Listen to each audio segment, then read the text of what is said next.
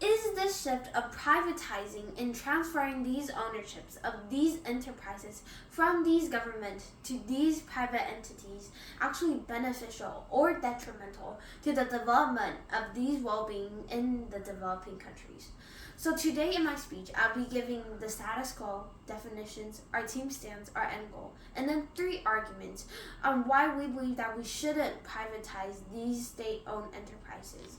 So the status quo is that currently in these developing countries, they maybe have lower incomes, they have less economic growth. We believe that in these countries, when we are privatizing their state-owned enterprises, this doesn't actually bring a much better world, or this doesn't actually bring a much better place for these developing countries to actually develop. So our definitions is that first, developing countries are these nations who have lower income levels, or also known as they have lower human development. Secondly, on state-owned enterprises, meaning that these entities owned and operated by the government and not by these private companies. And thirdly, on privatize. Privatize is the transfer of these ownership or these control of these state-owned enterprises to these private entities or these private companies. So our team stance is that the opposition, we believe that we shouldn't privatize these state-owned enterprises since it doesn't actually bring a much beneficial place for these developing countries to grow. Our end goal is that we believe that while we're privatizing is not the best solution. However, while we are maintaining these state ownerships, this can actually lead to a better outcome, which is what I'm going to tell you later in my arguments. So our first argument is social and economic vulnerability. We believe that the premise is that developing countries often face these social and economic vulnerabilities, including income inequality and limited access to a lot of resources that other countries already have. So our layer is that first, government-owned enterprises can be used as tools to actually address these vulnerabilities by ensuring these equitable access and giving them a much more affordable pricing compared to these developed countries. So the impact is that while we're privatizing these countries, these state-owned enterprises, we believe that this will actually worsen these inequalities and actually limit their access to these resources. Why? Because we believe that when these state-owned enterprises are privatized, they are privatized by these profit-driven private companies, which means that they look for these private much more over the development or these steps. We believe that while these private-driven companies will actually raise their prices to maximize their earnings as their profit. And then this can result to an affordable scene to these developing countries, which is with their already low-income individuals, and this actually worsens their income inequality. Second, on their accessing to services. These private companies may prioritize serving profitable urban areas and rural areas. This means that they actually only cares for these places who have much more profit that they are going to earn. So they are going to not be focusing on these rural areas, and this actually limits the access for these rural areas itself.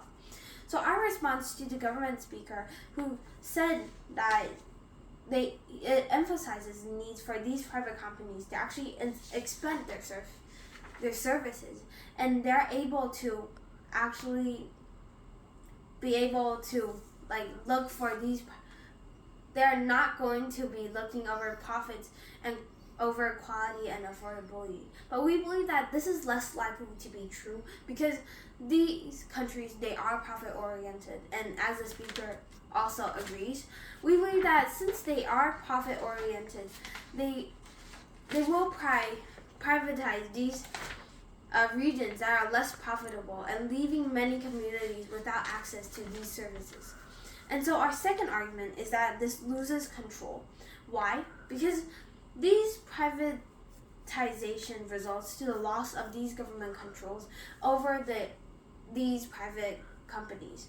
We believe that this will not actually protect these developing countries and actually leads to a much worse community for these people. So these government may struggle to hold these private companies accountable for service and quality because of these two reasons. First is that these companies can influence regulators to push for fewer rules, making it hard for these governments to actually grab them or to actually control them to be able to have these standards and their safety.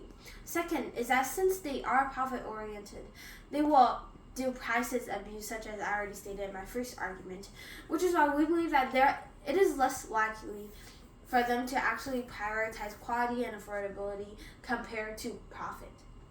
Our third argument on short-term and long-term sustainability is that privatization often brings short-term gains in the form of investments and revenue that may sacrifice long-term sustainability. We believe that these private companies may prioritize these profit, as I already stated throughout my whole speech, and they might neglect these environmental concerns and these sustainable long-term effects for the whole developing countries. So the impact is that this can harm these environment, natural resources, and actually the future of generations of the well-being of these developing countries. And so to respond to the government speaker, we believe that the government side speaker argues that providing firms have incentives to innovate.